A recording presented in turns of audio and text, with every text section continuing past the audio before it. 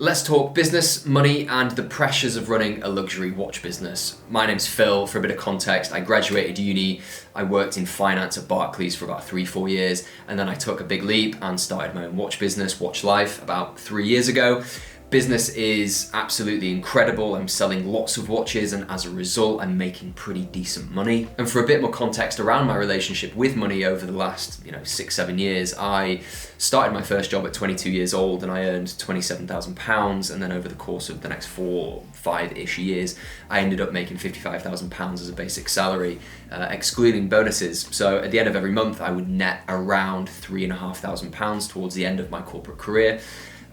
Which was good to pay for a good apartment in London. I could pay bills, get groceries, travel pretty much when I wanted to, and live a pretty decent life in London.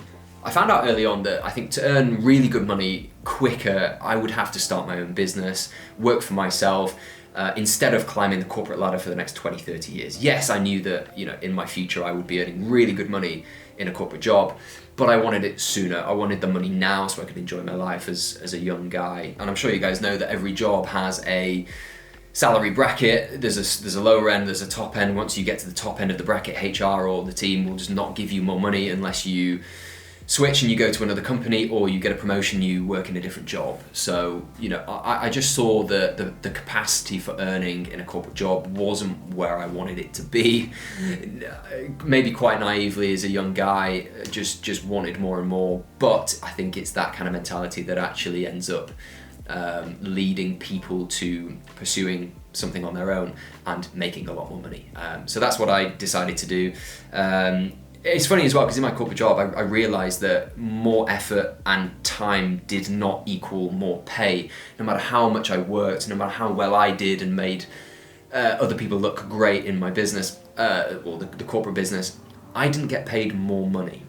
I did end up working in a sales role, so a client-facing position in the bank, but largely I didn't end up making more money every month. And so I wanted to change this. Fast forward to today with my watch business, Watch Life. I want to be as candid as possible here. I think I can go as far as saying that I'm making more money than I probably ever thought I would do.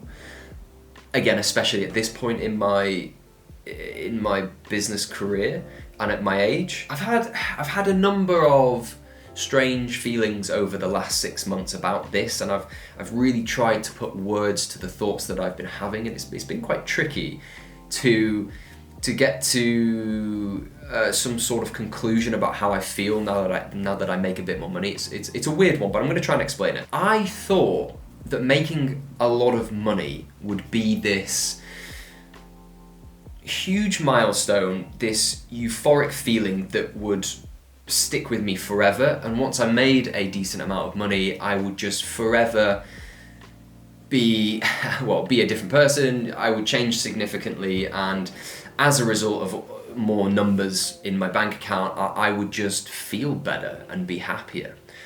When actually what I think I've come to realize is that my internal thoughts, who I am as a person, how I act, the beliefs that I have, the issues in my life, they're all the same. I wake up in the same bed every morning, I go to sleep in the same bed every night.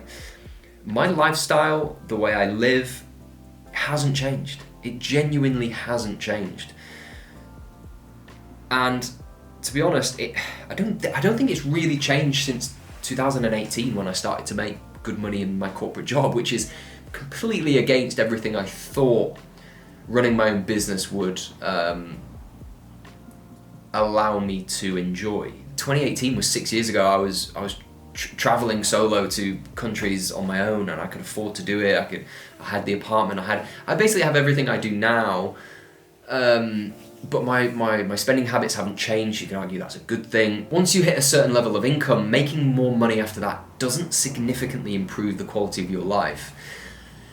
Because once you hit that salary threshold of maybe 40-50k, it's kind of like, yeah, you can go on vacations, you can travel, you can buy nice food, you can buy nice clothing, you can go to nice restaurants, you can do the things that you want to do day to day, every month, and you can live a very good life, which really made me think, like, why am I working so hard when the quality of my life isn't really changing that much? Especially over the last 6 years, I can't really see the change. So how much money is enough?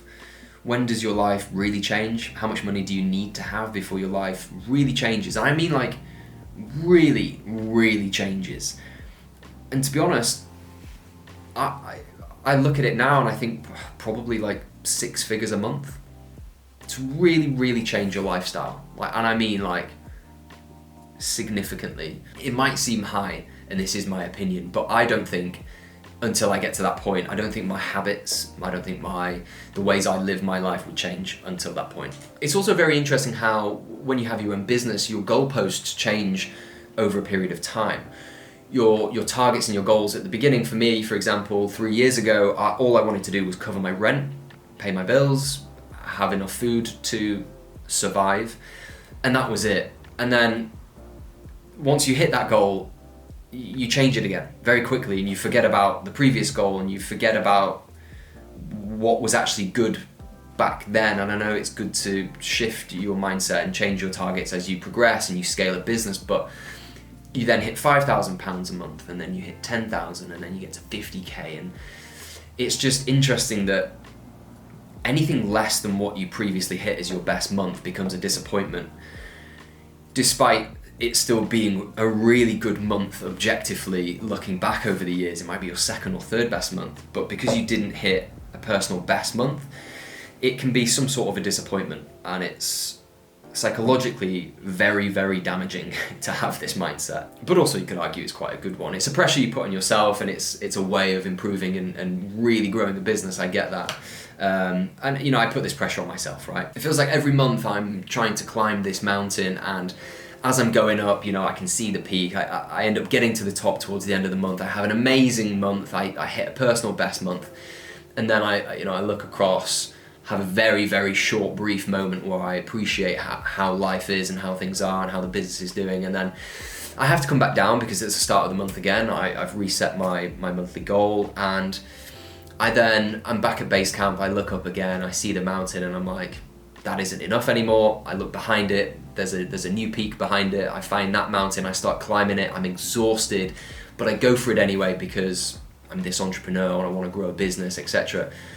It's exhausting and incredibly tiring, and mentally I feel fatigued, but I'm climbing it because I've reset my goalpost, like I said, and I'm trying to reach a peak that I haven't reached before. And it's funny because when I get to the top of my own little mountain, my own peak, I don't feel true elation. I don't feel really success. I don't feel successful. Instead, I just feel relief. I feel like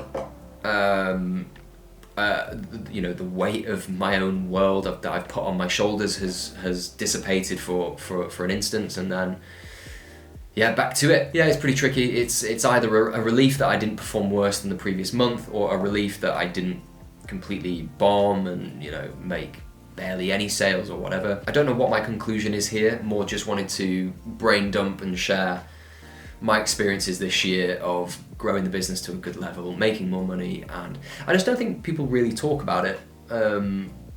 It's quite a confusing thing. You'd think that you'd be really happy when you start to get more money, but actually I think probably the conclusion is that you don't change. I am who I am. I have my morals that I live by. I have my ways of conducting business. I have my ways of treating people, and that's probably the most important thing. The money thing's great, but and also I want to make this clear as well. I don't make crazy money. It's just more money than I was previously making, and more money than I thought I would make, which is why I think my brain is a bit bamboozled at the moment. Another thing that's on my mind at the moment is having an office, having a place that I can call my HQ, my hub, a place that I can bring everyone to do business. So that's something that I've been looking into recently, and in fact I went to a few viewings yesterday, and they weren't very good. I saw 3 rooms in this place.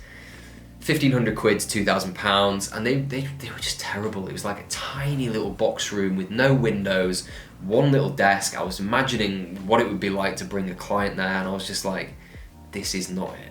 this is actually quite terrible. I'd feel embarrassed to bring somebody there. And anybody that has done business with me in the past, buying or selling a watch from me in London, you've come to my place that I have at the moment, which isn't a private premises, but it's a place that I pay to use, and it's extremely safe and very, very nice. And for me, it would have to be better than that, and it isn't. The experience wouldn't be as good. But on the flip side of that, I would like to have a place where I can just leave things overnight and, you know, conduct business there and it be my HQ. And, you know, I've got to a point now where I can afford it, but it's still got to be right. You know, I'm selling over a watch a month, I would hope, over a watch a day. The business is there, but for an expense which is like £1,500 to £2,000 a month, probably minimum. I know people that pay a lot more. It has to be worth it, because that is just a cost that is just deducted from the P&L every single month. It's off the profit, and yeah, like I said, it has to be right. So if anybody knows any decent apartments in London, more towards the west side of London, I would appreciate if you can get in touch. Let me know. There's probably a lot of people watching that are in a similar position that I was in a few years ago, and there's probably some very, very good entrepreneurs that can give some advice. So if you are in a position where you can give advice, maybe just interact in the comment section below. Help each other out, be a cool little thing to have a community where we all help each other. But I want to be clear as well, I am very happy. I'm really, really grateful and appreciative for the growth that my business has had and the support that you guys have shown over the last 3 years. I genuinely mean that, because I know I would not be in this position without my, I guess first and foremost, this YouTube channel and the community that I have here. And off the back of that, the watch business that is becoming more and more of a success. So I have to thank you guys for that, and I genuinely mean that from the bottom of my heart. So thanks for watching, guys. Please like and subscribe if you're new, and I'll see you soon. Bye bye.